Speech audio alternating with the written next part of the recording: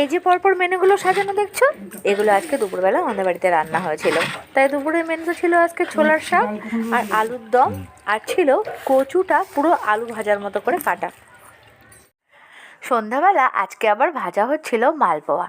আর বাপি দেখো এই সময় কি নিয়ে এসে হাজির করলো, এই যে নিয়ে এসে হাজির হয়েছে এই কেকটা। কিন্তু জন্মদিনটা কার? হ্যাঁ, সেটাই তোমাদের বলার। জন্মদিনটা হচ্ছে আমার। আর আমার এই কেকটা দেখে সবচেয়ে বেশি খুশি আমার বড় মেয়ে আর ছোট মেয়ে। আর বড় মেয়ের আবদার তোমাকে এখন এই কেকটা কাটতে হবে। ছোট মেয়েও কিন্তু সেখানে উপস্থিত আছে, সেটাও তোমরা দেখে নিলে।